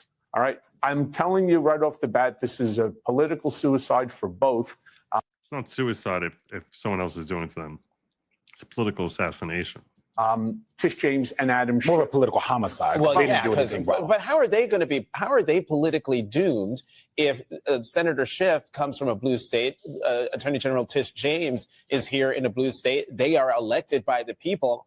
How are they doomed politically? It'll be gerrymander. It will end up. What? He's a senator. How are you going to gerrymander? What the hell are you talking about? She's the AG from New York. How are you going to gerrymander the city of New York? It's one. What? What the hell are you? What words are coming? Words are coming out of your mouth that make no sense. No sense at. What is he talking about? This guy. He's a lawyer. He was Trump's lawyer for. What the hell? It'll be gerrymander. Gerrymander. He said those words. It'll be gerrymander. They just asked, how are they going to be affected? He's from a blue state. How is it going to be political, assassination if he's from a blue state? Well, it'll be gerrymander. What's he going to gerrymander New Mexico in there? What's he going to? Is he going to gerrymander Utah? Is that what he's going to do to get him not elected a senator? What are you talking about? What are you talking about? Oh, you better watch out. Texas is going to be voting in the next California senatorial elections. What? It's Michael Cohen. Michael Cohen's got thoughts on politics. I'm not just a legal expert. I also know a lot about politics. Let me explain to you about politics because this is politically it's a suicide. How are they doomed politically? It'll be gerrymander. It will end up being somehow they will end up being held races. Yes, but they will also. See, MSNBC is like, what the hell are you talking about? What are you talking about? Be held accountable. Mark my words. They will be held accountable for the crimes that they are now looking at. That's Ed Martin, who's looking at him. And I know so many people are going to say, oh my God, Michael Cohen is like bending the knee to Trump. No, no one's thinking that. No one's thinking that. How does his audience must be so stupid? I'm doing is I'm actually telling you the reality. What reality are you telling us? You told us it's politically over for them and can't even explain how. We can talk to each other all day long and we can say, oh, I have 1 million followers, you have 1 million followers. It's the same million followers. 77 million Americans ended up voting for Trump. It's not a national race. Is you think the California senator race that Schiff's going to be in 6 years? You think in 2030 that's a national race? It's 58% Democrats. Mark my words, Ed Martin, the Department of Justice, Pam Bondi, they will figure out exactly how to go after Adam Schiff, how to go after Tish James for these mortgage violations. And they alleged will be mortgage violations. Alleged, correct. Yeah. And they will be held accountable. That's my next prediction here on your show. And I know that I'm right because... I don't even know what the hell you said. Accountable doesn't even mean anything. What does that mean? If there is a signing of a box which is wrong, and trust me, I know, I went to prison. One of my charges was on my HELOC. I had a low mortgage onto it. I had 80% equity. They held me accountable for a HELOC violation. They is the Democrats. Theirs is much worse. And rest assured, allegedly, right. So let's go one step even further here. When you have the courts on your side as well. Where does he have the courts on his side? In DC? In California? In New York? Where are the courts on his side? This is the stupid. He's so dumb. And when you have the courts on your side also, you got the courts. Let's go one step even further here. When you have the courts on your side as well, what chance do you have of success? It's why I turn around and I say, doomed. Yeah.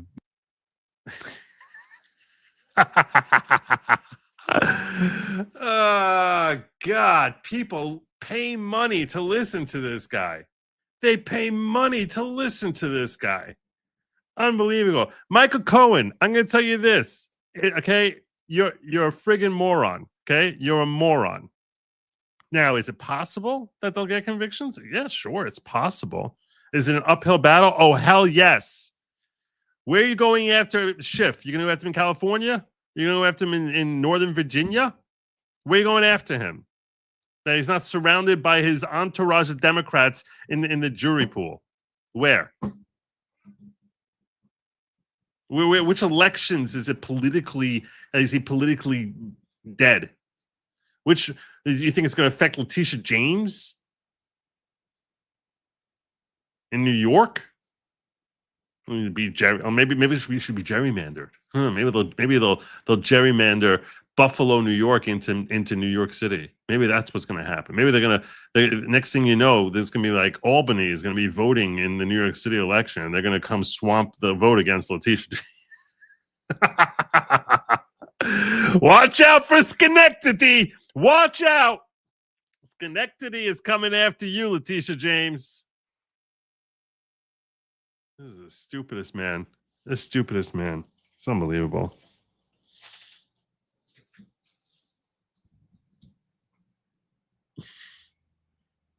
Quartz.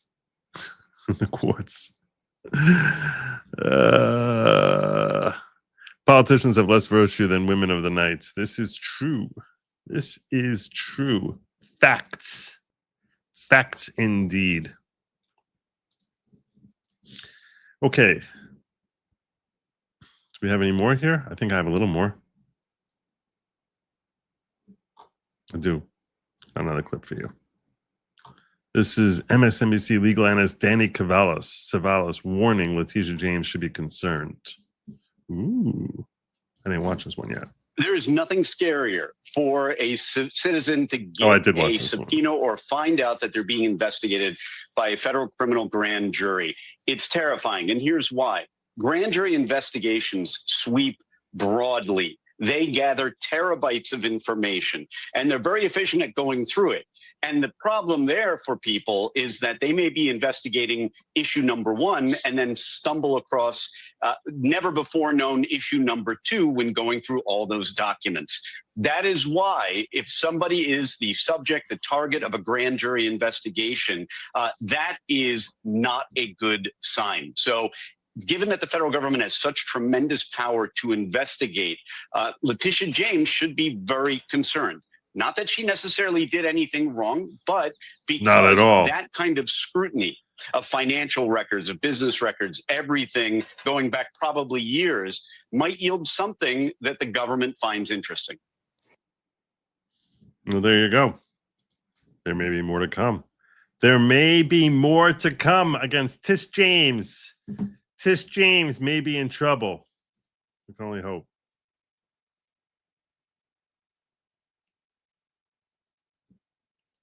How bad is it? How bad is it? Every document. Every single financial disclosure to New York State as far back as 2019 contains false information with her signature on it. Every single mortgage on her property in Brooklyn from when she purchased it contains false information. Executive Law 63 means you can bring a civil suit. If you want to know how I know that, it's because that's how she ended up hitting Trump with a $450 million bill. The Virginia property, which she claims like the power of attorney that she signed was a mistake, whatever, implicates her. Okay. The situation that she has is she put pen to paper. I didn't. Donald Trump didn't. MAGA didn't do it. You didn't do it. She owns this fraud. She did it. Every single financial disclosure. There you go. There you go. So I do think that she is going to be charged. I'd be surprised if she's not charged. I think she's going to be charged. And now I think Schiff may be charged. Who knows? Look,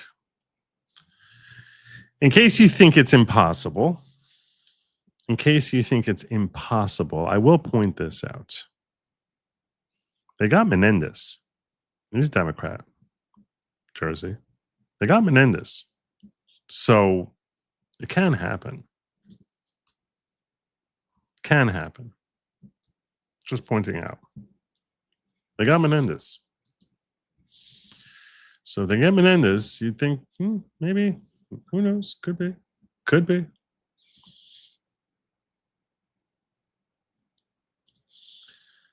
All right. And for our final story tonight. Our final story tonight. Let's talk about what happened with Al Jazeera being bombed by Israel in Gaza, with the Gazans. Oh, sorry. Damn it.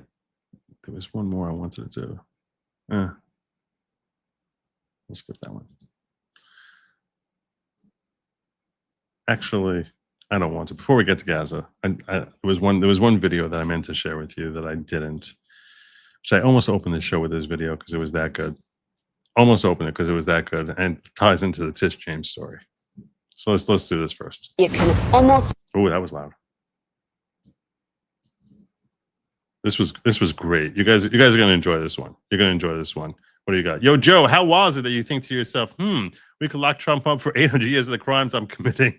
Let's go for it. And then get caught because of it. No joke. No joke. You reap what you sow. It's funny. I'm glad, Antonio, I'm so glad you brought this up here because it's literally what this thing is called. Man reaps what he sows. And that's what this video, this is a perfect, your chat here, Antonio, is the perfect segue into this video. You can almost hear it. The tick, tick, tick as the disgraced, twice impeached, 4 times indicted ex-president slowly runs out of time to post that massive, nearly $500 million bond in a civil fraud case. As everybody knows, my family, our great country, and your president have been put through a terrible ordeal.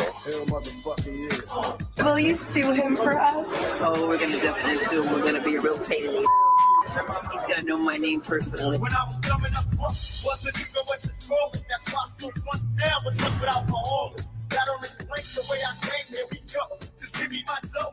I look forward to going into the office of Attorney General every day, suing him, defending your rights, and then going home. This judge should be disbarred. He shouldn't be allowed to be a judge. In case the motherfucker wanna bust through, I'm rolling through the projects, low. Where they at? Where they at? Where they at? Where they at? Bitch ass niggas look down the block. He's the one that told the cops I got a clock. Hey yo, it don't stop. I don't care what they do to him. I don't care if they strip him of every single building, of every single property. He will never, ever, ever stop fighting. That's his conviction. That's who he is. Never. That's frankly who we are as a family. If they take his stuff, he's going to say that this is proof that the federal government and the establishment, the swamp in Washington, and all the politicians across the country, and the attorneys generals, and all of this, that this is a conspiracy to deny him the presidency. He's going to go up in the polls just like he went up every single time they indicted him. You see, Michael Cohen, you should be taking notes from that guy, because as little as he knows, it's a heck of a lot more than you. There is no coincidence that he had a short period of time to come up with this money, but to come up with $500 million, I mean, that's ridiculous. What happens next if they start seizing assets? And can they do that tomorrow? Well, in terms of my father, this isn't his first rodeo.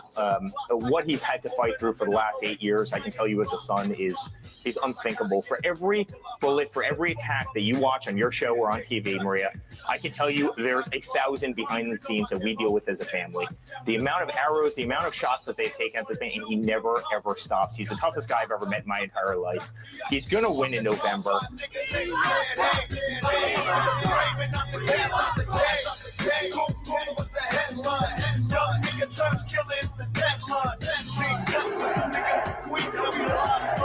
They literally built this man. Running up on the face and hitting snakes in the bad one. Niggas don't want none.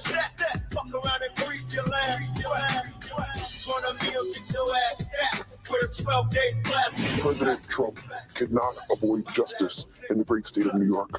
They want to hurt him so badly, and it's going to backfire because he's going to win this in November, and everybody in this country universally knows exactly what these people are doing.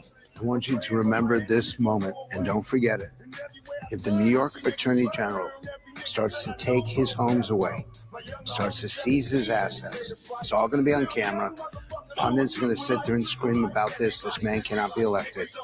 You're going to create the greatest victimhood of 2024, and you're going to elect Donald Trump.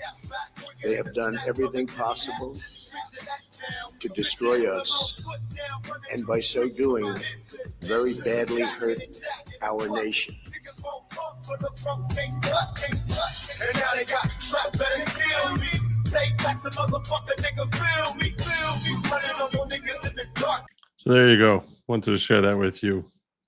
As I said, I almost opened the show with it, but yeah, did Schiff get a blanket 10-year pardon like Fauci? I believe he got a blanket pardon as to the J6 committee, but not with respect to his mortgage or his release of the Russiagate stuff. It would just be the J6 stuff. So I don't think so. Schiff is looking at 42 U.S. Code 1985. I respectfully disagree. I think my recollection is that 42 U.S.C. 1985 relates to you have to have force involved. That's preventing an officer from performing his duties, but you need to have force or intimidation or threat. So I don't think that's the statute he's going to get hit with. I don't anticipate that. You could be right, but I wouldn't think that would be the one. I don't think that's the one. All right.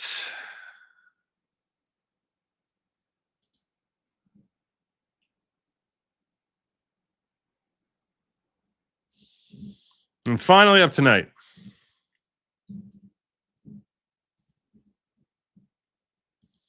Israeli military assassinates 5 Al Jazeera journalists in Gaza. This is according to Democracy Now! Democracy Now!, which is about as logical and as healthy a perspective as Serenity Now. And in fact, most of them probably have been screaming Serenity Now for a while. If you know, you know. The Israeli military has assassinated one of the most prominent journalists in Gaza, Al Jazeera correspondent Anas al-Sharif, along with 4 of his colleagues at the network.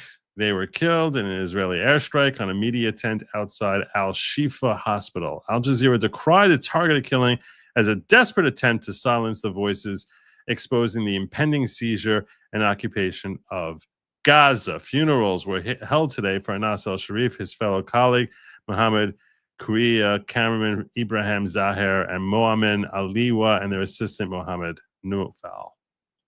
The attack came just weeks after Al Jazeera, the Committee to Protect Journalists, and a top UN official all warned al-Sharif's life was in danger after Israel accused him of being a member of Hamas. Israel took responsibility for Sunday's strike. At the time, UN Special Reporter Irene Khan blasted Israel for spreading unfounded accusations about him. Today, she called for sanctions against Israel for murdering the Al Jazeera team. According to officials in Gaza, Israel has killed 238 journalists over the past 22 months. On Sunday, fellow Palestinian journalist Ibrahim Abu Musa condemned Israel's targeting of his journalists, and they're all angry and they're screaming. The occupation says that by killing the journalists, the truth will be stopped and its crimes will not be exposed. But I tell the occupation that your bombardment on us increases our determination and resolve in conveying the voice and the suffering of our people in Gaza. We show your crimes against our Palestinian people in the Gaza Strip. Okay, enough of this nonsense. In case you're wondering who he is, this guy, you may not be familiar with who he is, which just means that you're not, you know what I mean, these idiots, Milli Vanilli, see it and they call it Israel a terrorist state because they're getting rid of Hamas. It may be Hamas, it may not be Hamas. I don't know if Israel will say that he's Hamas, so I'm not saying that you can take that as being necessarily true. They may be right, they may be wrong. This is him on October 7th. This is al-Sharif, the independent journalist.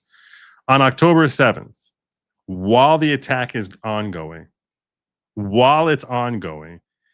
he sent this out on Telegram. 9 hours and the heroes are still roaming the country, killing and capturing. God, God, how great you are.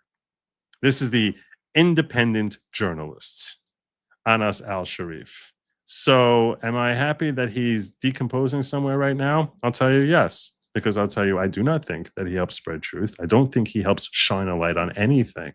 As it is, when it comes to most people who are reporting, in fact, virtually anyone who's reporting from Gaza, whether those reports are coming from are coming from either from whether those reports are, no matter who it's coming from, you always have to ask yourself how reliable, how accurate can these reports actually be? Whether those reports are coming from Israel, which is obviously going to have an interest, or if it's coming from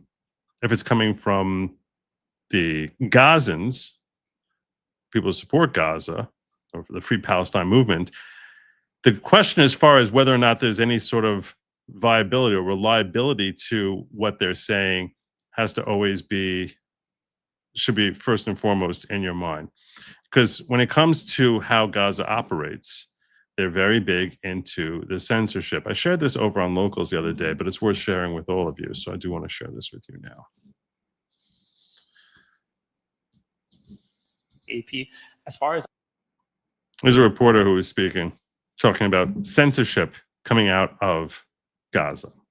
I know I was the first staffer to erase information from the story because we were threatened by Hamas, which happened at the very end of 2008. We had a great reporter in Gaza, a Palestinian.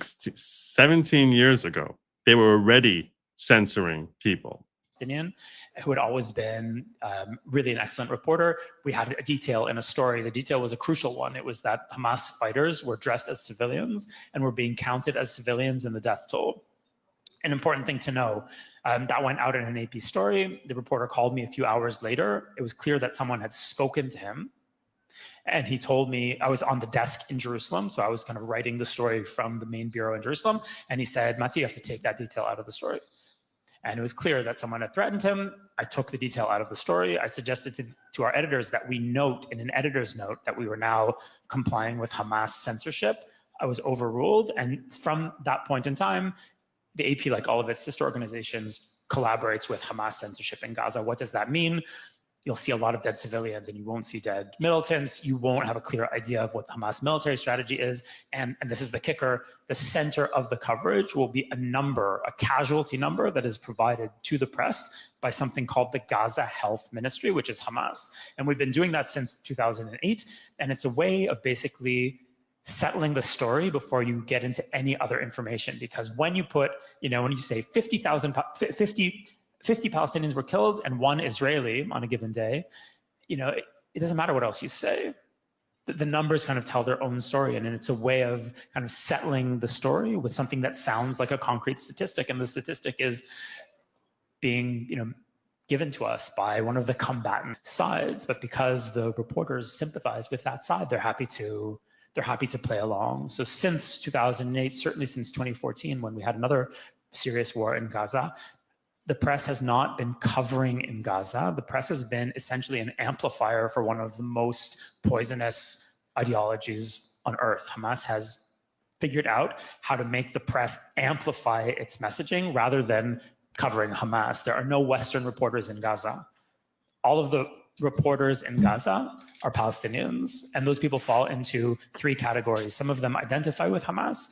Some of them are intimidated by Hamas and won't cross Hamas, which makes a lot of sense. I wouldn't want to cross Hamas either. And the third category is people who actually belong to Hamas. That's where the information from Gaza is coming from. And if you're credulous, then of course you're going to get a story that makes Israel look pretty bad. So there you go. There you go. So that's why I publicly posted that the entire objective to this war from the perspective of Gaza is to try and demonize Israel. And you can see how effective it's been. Look how much sympathy Israel had in October in 2024, 2023 versus the narrative now. It's exactly what they want. And how many dead Arabs does it take? They don't care. When I say they, I mean Hamas doesn't care.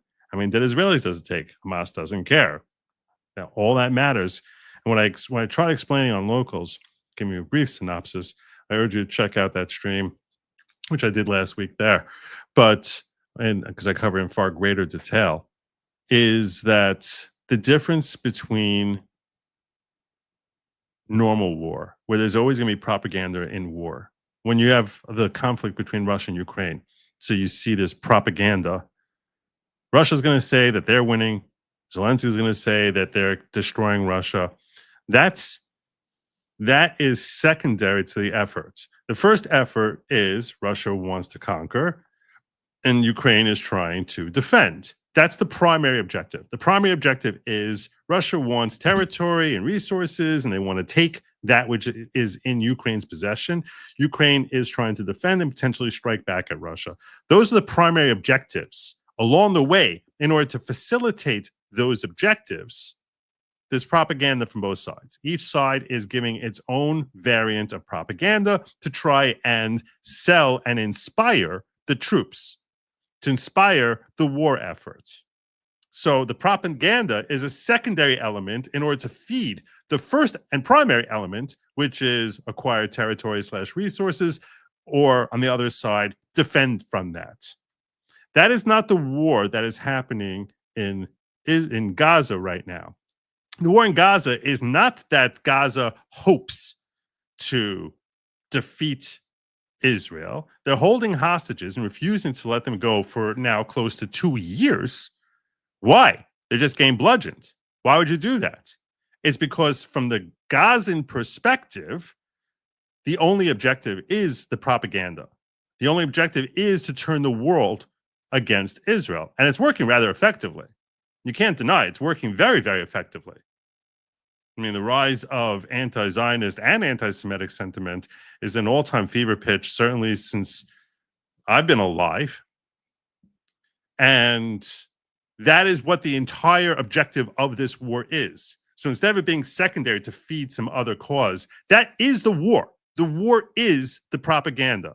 So when you have a guy, Anis al-Sharif, who comes out there like freaking Goebbels, talking about, propagandizing as to like all making up potentially all the information he's giving, and if not, at the very, very least, being compliant, but far more likely, certainly willingly compliant, if not actually being Hamas, he's perpetuating the war. He's making the war continue, because if there was no propaganda happening, if there was none of that was going on, if the world would somehow turn its back on this conflict and say, we don't care. We don't care. Like that, Hamas stops fighting. Gives back the probably killed most of the whoever's still left there, but return the bodies and say, okay, well, they're all dead, and now we have no one left. Stop bludgeoning us. Stop bludgeoning us. No, they want to be bludgeoned, but why would they want to be bludgeoned? Because it's benefiting them. How is it benefiting them? Because of the propaganda. And that's why I say that folks like Anas al-Sharif and other people who are going out there, and even the useful idiots marching, screaming free Palestine, that those people are the reason there's a war. They're the reason that Jews are getting killed. They're the reason that Muslims are getting killed. If you don't want to see Muslims getting killed, if you want to stop that, if you want to end all of that, that would end like that in a heartbeat if people would actually just stop screaming about the fact that that's happening. But the more people scream, the more inspired Hamas is to help continue this war and do everything they can to keep the war effort going, and to lean in, saying that they're causing suffering of their own people. So the irony is that these very folks who are sitting there, screaming about the children, and I don't want to see children dying. I don't want to see children. I don't want to see people starving, or ravaged, or dead bodies, or blood in the streets. But that's because my objectives are exactly the opposite of what Hamas is. Because Hamas actually craves blood. That's what they want. Because that just fuels the narrative. It just fuels it all the more. So that's why I posted it out there. I think it's important for people to understand what this war is actually about. And frankly, I have the firmest conviction that right now, Anas al-Sharif is burning in the deepest pit of hell. And yeah, he deserves every bit of it. Every bit of it. So no, I don't blame the IDF and Israeli government for taking him out, because he and his ilk are the cause of the war. Now, I'm not saying, I understand that some people go in there, they're doing their job and they feel they have to be compliant. It's very, very aggravating. It's very, very aggravating to know that this is purely a propaganda war. Anyway, I want to just share that perspective with you. If you worked for RT, left heads would explode. Seriously. If you look, RT is Russia Today.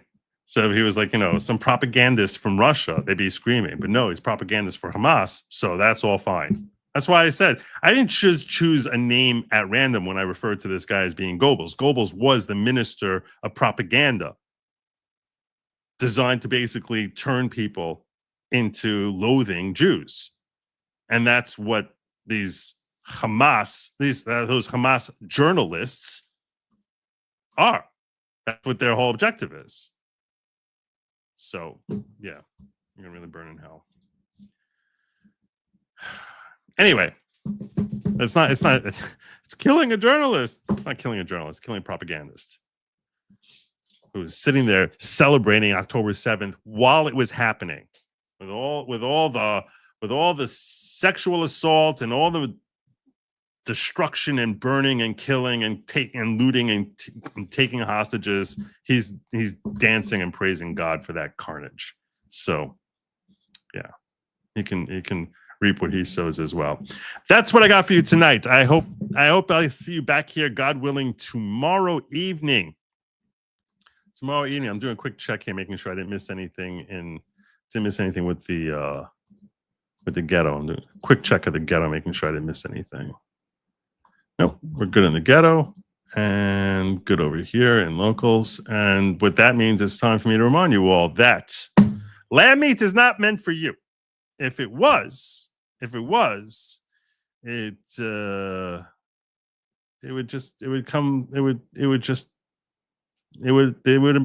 made the cow fatter. That's all. Would you eat a petri dish? You wouldn't eat a petri dish. You're gonna sit there, eat a petri dish. No, it's gross. It's disgusting. And so are bugs. Don't eat the bugs. Don't do it. Just don't do it. I thank you all for joining me. Have a good night and Godspeed.